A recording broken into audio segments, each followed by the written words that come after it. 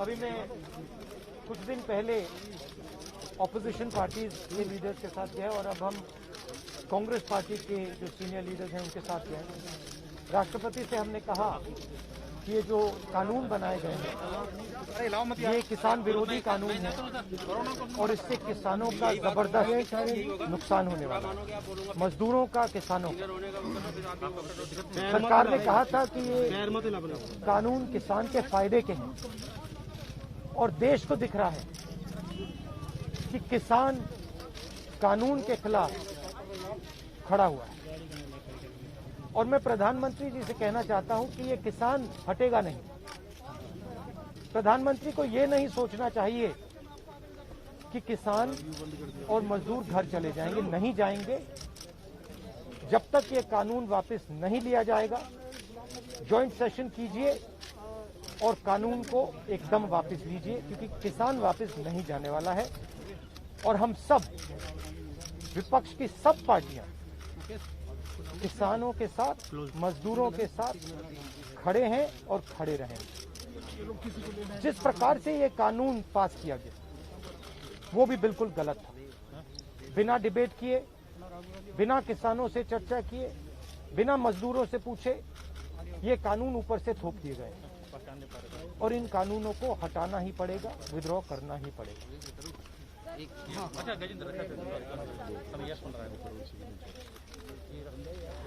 हम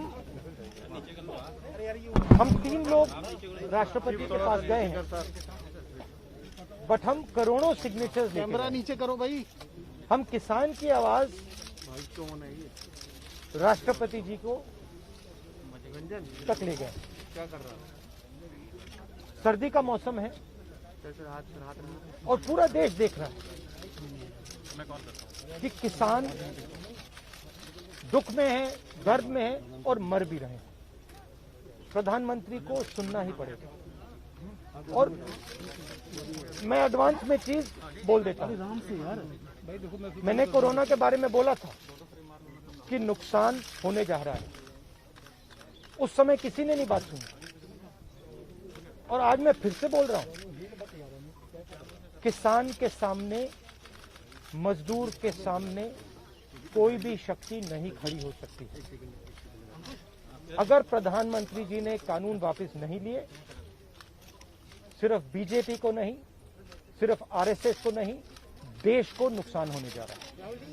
बार-बार बीजेपी कहा जा रहा है कि जो किसान बैठे हैं ये नक्सल हैं, खालिस्तान में विपक्ष इन्हें बरगला रहा है। इस तरह के आरोप लग रहे हैं। देखिए, बीजेपी नरेंद्र मोदी जी का एक ही लक्ष्य है और वो किसान समझ गया है, मजदूर समझ गया है। लक्ष्य है कि उनके आसपास जो 2, 3, 4 बड़े क्रोनी कैपिटल्स हैं, उनके लिए पैसे बनाने का काम नरेंद्र मोदी जी करते हैं। जो भी नरेंद्र मोदी जी के खिलाफ खड़े होते हैं वो उनके बारे में कुछ ना कुछ गलत बोलते रहते हैं। किसान खड़े हो जाएंगे तो किसान को आतंकवादी बोलेंगे, मजदूर खड़े हो जाएंगे तो मजदूर को आतंकवादी बोलेंगे। एक दिन अगर मोहन भगवत खड़े हो गए तो कहेंगे ये भी आतंकवादी। मतलब जो भी नरेंद्र मोदी जी से सत्ता लेने की कोशिश करेगा वो आतंकवादी। और नरेंद्र मोदी किसके लिए काम कर रहे हैं वो मैंने आपको बता दिया। उनके 2-3 आसपास के क्रोनी कैपिटलिस्ट हैं जिनको वो पूरा का पूरा हिंदुस्तान पकड़ा है। ये रियलिटी है।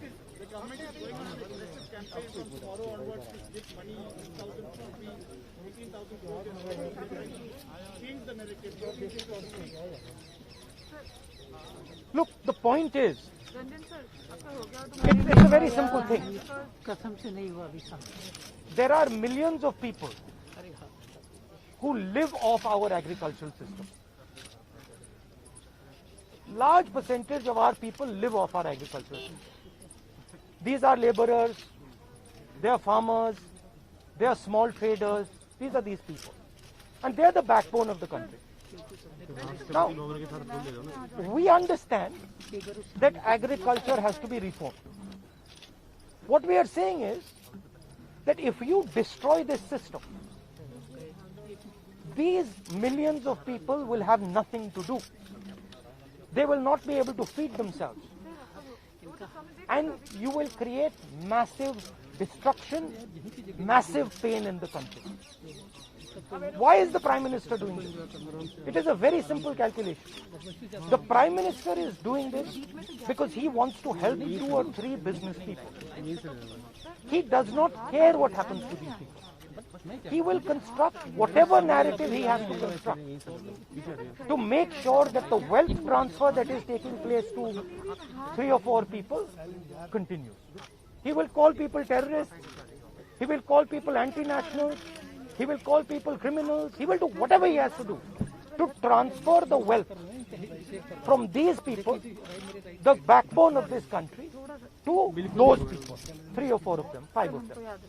That's the crux. And we are fighting this. We are saying that in India, where you have destroyed the agricultural system, will not function. Just like I said, take Corona seriously. Corona is going to kill people in massive numbers if you do not act. At that time they said,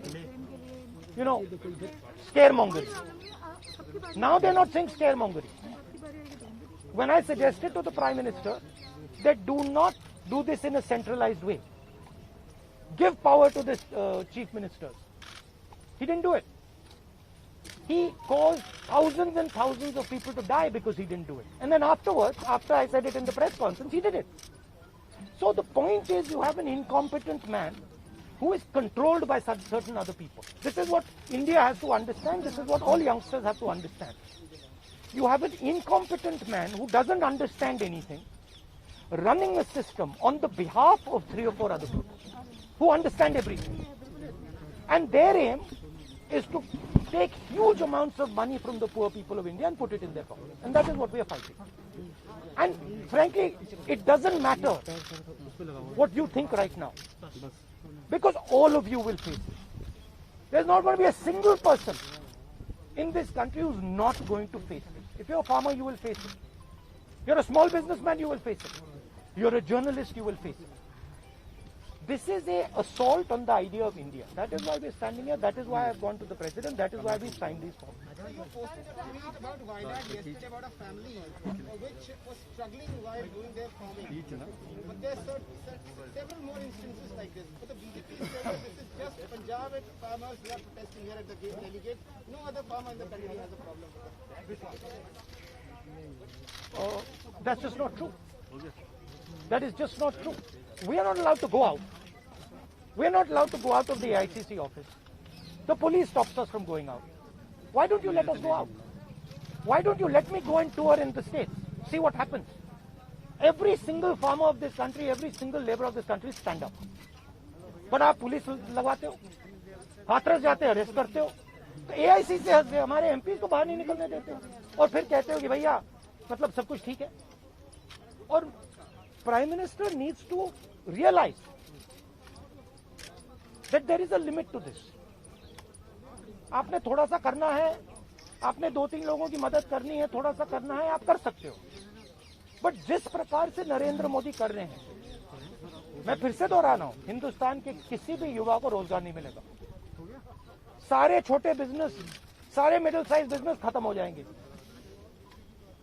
और दूसरी बात याद रखिए, जिस चीज को आप सब भूल गए हैं, चाइना बॉर्डर पे बैठा है. चाइना ने हिंदुस्तान की हजारों किलोमीटर जमीन छीन ली है. प्रधानमंत्री उनके बारे में क्यों नहीं कहते? उसके बारे में चुप क्यों है? तो मेरा कहना है कि पूरा का पूरा कॉम्बिनेशन बन रहा है. एक तरफ आप अपने सिस्टम को तोड़ रहे हो, आप अपने लोगों को लड़ा रहे हो, आप अपने किसान को मार रहे हो, मजदूर को मार रहे हो, और दूसरी तरफ बाहर से फोर्सेस देख रही हैं, कह रहे हैं कि बहुत अच्छा है, नरेंद्र मोदी हिंदुस्तान को कमजोर कर रहा है और हमारे लिए अच्छी अपॉर्चुनिटी बनने जा रही है. मैं देश को बता रहा हूं,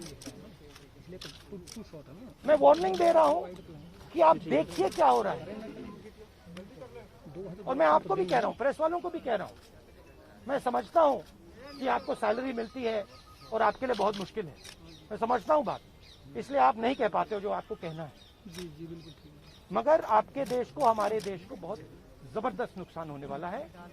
बहुत डेंजरस रास्ते पर ये देश चल रहा है, ये मैंने कहना। कांग्रेस के नेताओं को डिटेन कर लिया गया है। आप लोग मार्च लेके यहाँ पर आ रहे थे, अभी जो है कांग्रेस के तमाम एमपी को वो तो तरीका है इनका, तरीका है डिटेन करना, मारना पीटना, ये इनका तरीका है। बट हम नहीं करते। ये आप किस देश की बात कर रहे हो? ये कौन सी देश की बात कर रहे हो? डेमोक्रेसी? या मतलब कौन से देश की बात कर रहे हो? इंडिया की बात कर रहे हो? इंडिया में कोई डेमोक्रेसी नहीं है। डेमोक्रेसी इंडिया में ये मतलब आपके इमेजिनेशन में हो सकती है, मगर रियलिटी में है नहीं। Thank you. गुलाम नबी कुछ आप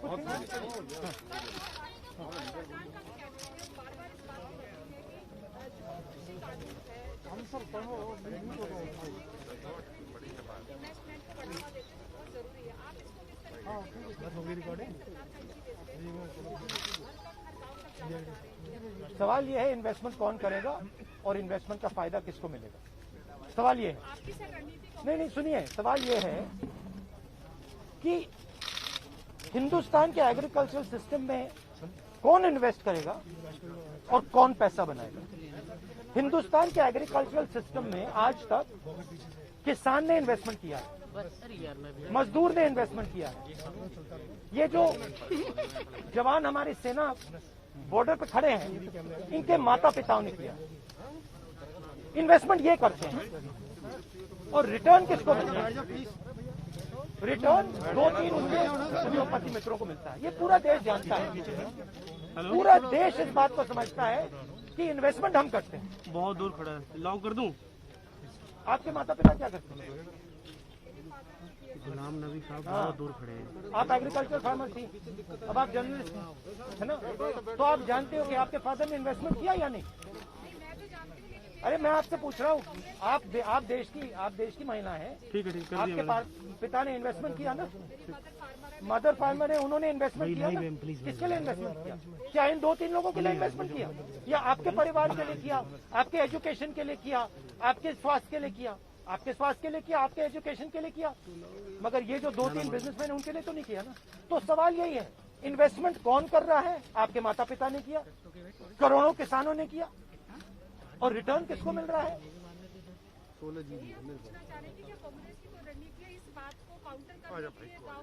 काउंटर करने की जरूरत, काउंटर आप क्या बात कर रही है? काउंटर करने आप क्या बात कर रही है? काउंटर करने के मतलब आपको ये नहीं मालूम कि अरे भाई आपको क्या आप क्या हिंदुस्तान के किसान को बेवकूफ समझती हैं?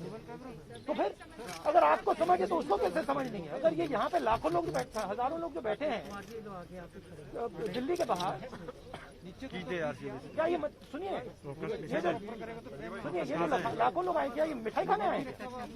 क्या इनको समझ नहीं क्या हो रहा है? इनको समझ नहीं क्या हो रहा है? इनको मालूम है, क्लियरली मालूम है, इनको मालूम है नरेंद्र मोदी चोरी कर रहा है। इनको मालूम है कि ये दिन भर इन्वेस्टमेंट करते हैं, 24 घंटा इन्वेस्टमेंट करते हैं और उधर इन्वेस्टमेंट करते हैं।